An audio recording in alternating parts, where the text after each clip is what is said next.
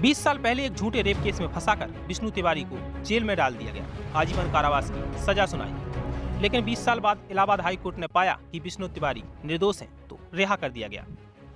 लेकिन विष्णु तिवारी की जिंदगी में सब कुछ बदल गया। पहले बेटे की चिंता में पिता ने जान दे दी। कुछ साल बाद 2014 में मां भी इस दुनिया से चल बसी। दोनों भाई भी मर गए। उसे तो 3 साल बाद पता चला कि उसकी मां इस दुनिया में नहीं रही। लेकिन विष्णु तिवारी 20 साल पहले भी निर्दोष था, आज भी निर्दोष है। गलत SC/ST एक्ट का उपयोग किया गया, जिसकी वजह से उसे जेल में डाल दिया गया। लेकिन वह पहले भी निर्दोष था, आज भी निर्दोष है। अब उसकी दुनिया उजड़ सी गई है।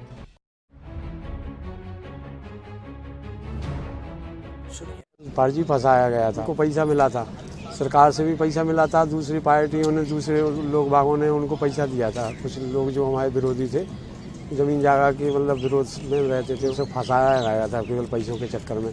और जब से हम 20 साल से मतलब यहीं हैं जेल में, हमारे माँ बाप, हमारे भाई सब खत्म हो गए और हम पे कुछ नहीं बचा।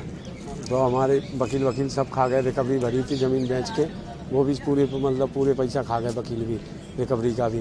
तो 30% भरने पड़ता है, बता रहे लोग बाग के 3% भरने पड़ता है। लेकिन हमारे पिताजी ऐसे थे सीधे साधे से, उनने पूरा पैसा भर दिया था। बर्बाद हो गए, मकान भी गिरा पड़ा है, 4 घर में मौतें हो गई। हम तो क्या कर सकें, हम बेकार हो गए, 20 साल में टूट गए। ये तो समझ लो ऐसे काला पानी जैसी जेल है। तो कोई अंदर मीडिया नहीं जाती कि किसी से अपना दुखड़ा भी रो सको। जब से फ़ोन की व्यवस्था हुई, जब से फ़ोन भी नहीं करवाया गया, फार्म भी हम पे रखा रहा, वो भी हमारा पास नहीं हुआ। हम रहेंगे कहाँ, हम पे तो घर भी नहीं है रहने को। जज ने हमारा हमारी नहीं सुनी। हमारी गरीबी स्थिति का वो हुआ है, तो पैसा नहीं थे, हमारे पिताजी खत्म हो गए थे। तो वकील ने भी मना नहीं करी, वकील ने मना कर दी बहस करने से। जब से हम तो जेल ही में हैं, अब क्या उम्मीद करें हम शरीर से ना टूट गए, अंदर से कुछ नहीं बचा हम में। परिवार हमारा नष्ट हो गया, भाई माँ बाप सब खत्म हो गए। तो हम बताओ क्या करें। अब एक भाई है हमारा छोटा, वो भी मानसिक तनाव में रहने लगा है, शादी नहीं करी उसने। सब कुछ परिवार में उजड़ गया, ज़मीन बिक गई। अब हम क्या कर सकें। हमें न्यायिक सिद्धांत में अक्सर कहा जाता है कि भले ही दोषी छूट जाए, लेकिन किसी निर्दोष को सजा नहीं होनी चाहिए।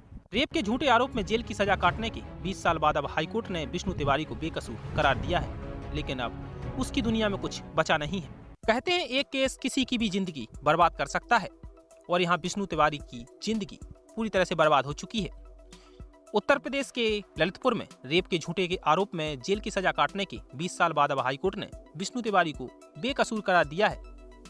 लेकिन अब उसकी जिंदगी उजड़ चुकी है। उसका कहना है कि अब कोई जिंदगी में बचा ही नहीं, वह जीकर क्या करेगा।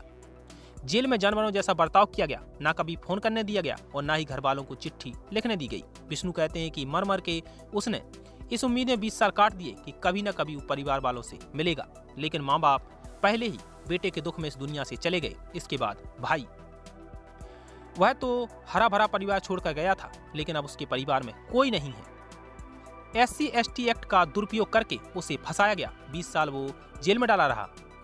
20 साल पहले भी विष्णु तिवारी बेकसूर था, आज भी बेकसूर है। लेकिन इसका जिम्मेदार कौन है? हमारा सिस्टम। विष्णु बताते हैं कि 20 साल पहले वो गाय चराने गए थे। गाय को लेकर छोटी मोटी कहासुनी हुई थी, लेकिन दूसरा पक्ष राजनीतिक ताकत की वजह से दूसरे पक्ष ने उस पर SC/ST एक्ट का दुरुपयोग किया। उस पर SC/ST एक्ट के तहत केस दर्ज करा दिया, जिससे विष्णु को सजा हो गई। विष्णु अनपढ़ था, कुछ समझ नहीं पाया, गरीब भी था, इसलिए अपनी तरफ से वकील भी खड़ा नहीं कर पाया। एक दिन कोर्ट ने उसके पक्ष में सरकारी वकील खड़ा करके उसे आजीवन कारावास की सजा सुना दी। विष्णु कुछ समझ पाता, इससे पहले ही जज ने निर्णय सुना दिया। सामने बैठे होने के बावजूद उसको पता ही नहीं चला कि सजा किसे दे दी है। लेकिन विष्णु तिवारी को आजीवन कारावास की सजा मिली, लेकिन अब कोर्ट ने उसे रिहा कर दिया। कोर्ट ने कहा कि बेकसूर है। बुंदेलखंड में एक कहावत है कि गरीब का कोई नहीं होता। विष्णु तिवारी के साथ भी यही हुआ। विष्णु तिवारी गरीब थे, अनपढ़ थे। अगर उनके पास ढेर सारा पैसा होता तो उसी वक्त वो महंगा वकील करके जेल से छूट जाते। लेकिन वो बेचारे अनपढ़ थे और ना ही उनके पास पैसा था। उनको गलत तरीके से फंसाया गया और अब जेल में डाल दिया गया। उनका पूरा परिवार भी बिखर गया। पिता ने उसे बचाने के लिए सारी ताकत लगा दी। उनके पास 8 एकड़ जमीन थी, वो भी बेच दी, लेकिन विष्णु को बचा नहीं पाए। बेटे की चिंता ने पिता की जान ले ली। कुछ साल बाद 2014 में मां भी इस दुनिया से रुखसत हो गई। विष्णु तिवारी को तो मां की मृत्यु के 3 साल बाद पता चला कि उनकी मां इस दुनिया में नहीं है। 2017 में छोटे भाई की मौत के बाद भतीजे ने खत लिखकर भाई और मां के बारे में बताया कि ये मां और भाई इस दुनिया में नहीं है। परिवार के 4 लोगों को खोने के बाद भी विष्णु को एक भी बार किसी की अर्थी में शामिल होने का मौका नहीं मिला। आज भाभियां और भतीजे किराए के मकान में मुश्किलों से जिंदगी काट रहे हैं। अब विष्णु का कहना है कि उसका परिवार, मकान, सब कुछ खत्म हो चुका है। उसके पास 8 एकड़ जमीन थी, वो भी इस केस में बिक गई। वह सरकार से अपील करते हैं कि उन्हें दोबारा अपने पैरों पर खड़ा करने के लिए मदद की जाए। हम सब भी उम्मीद करते हैं कि विष्णु तिवारी के साथ गलत हुआ। विष्णु तिवारी ने उस जुर्म की सजा काटी जो उन्होंने कभी किया ही नहीं था।